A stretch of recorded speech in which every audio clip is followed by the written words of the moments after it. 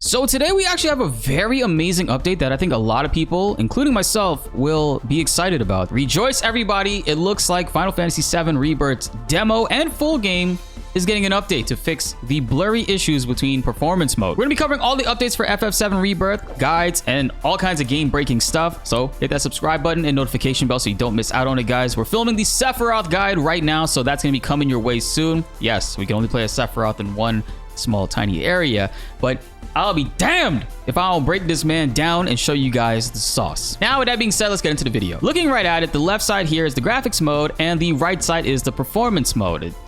It's blurry, like it's not great. It's pretty disappointing, not gonna lie. And it probably looks better on other people's display. I have a 4K monitor right now. I'm recording this video in 1440p, and I think this image might be scaled down or whatever, but you could clearly tell. And I'm gonna put some footage right now on the screen to show the differences between graphics and performance mode. There's a big difference. You can totally see it, and actually this footage that I'm actually gonna record right now is from my own feed. But case in point, it does not look great. And if we go back to Digital Foundry, which is an amazing channel where they break down and dissect the inner mechanics of games and how they function and figure out whether or not if it's running at its best, and also how is it running. And they have some really cool stuff. I'm pretty sure you guys have seen their channel from time to time. John actually posted some stuff in regards to a reply for Final Fantasy VII Rebirth last week. So this user was talking about how the Rebirth demo is pretty bad, texture quality is bad, pop-ins all the time, lots of shimmering and very fine details. Apparently this game was built for PS5 and it's not just a remake. Is this correct? John replies, it has some pretty surprising and serious issues, a lot of UE4 baggage, but also some bizarre design choices in regards to how assets are jammed together. The image quality is not good in performance mode, but at least it runs well, I suppose. What's funny though is that it is 1440p in performance mode, so resolution is not causing the blurry image quality, which a lot of people, including myself, thought it was. I thought it was a dynamic res issue. It was scaling below 1440p, possibly into the 900p, and just looking really bad, especially on bigger displays. Like myself, I have a 4K 43-inch 144 hertz monitor, so I definitely be seeing the blurry, guys, trust me. And this user replied back, I thought it looked dynamic. Sometimes it looks 1440, sometimes it looks like 900p, and someone else also has smeared Vaseline on my TV.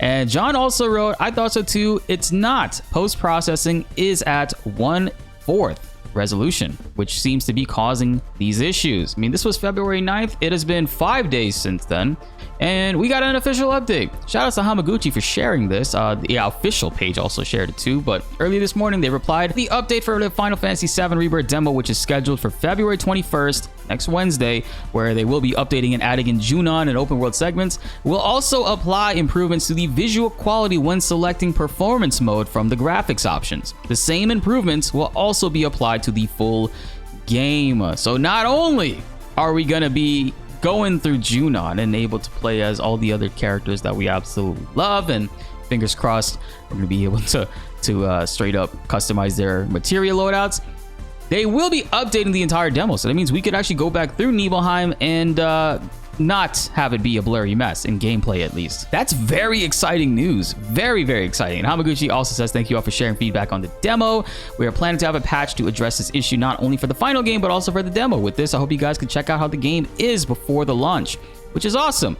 Unfortunately, there are a couple things to consider, and I hope the reviewers that currently have the game right now are gonna make an update about this, because so majority of those people will have played and collected footage of the blurry issues, and I'm pretty sure most reviewers, at least I would if I was reviewing it, would put out a statement saying, hey, this footage that I collected was before the update, and make that information known, so this way if the improvement is that drastic that it doesn't get dinged as far as like reviews goes. Graphics are a huge deal, and the way that the blurry performance mode looks, most people, including myself, would ding it a couple numbers because of that. But since they are fixing it, and unfortunately it's going to be fixed way too soon for people to re-record a entirely new review video, because those things will be uploaded, unlisted, and scheduled and ready to go, more than likely I could see reviewers just making a statement saying, hey, these are my impressions before they did the update, as a matter of fact, etc, whatever. We'll have to wait and see. That's just hypothetical, of course, but that's how I would do that type of thing, right? Great news, guys. Like, seriously, this is amazing, man. We're actually getting a lot. If I was Square, I would have said, fuck off. You guys got a week until the game comes out.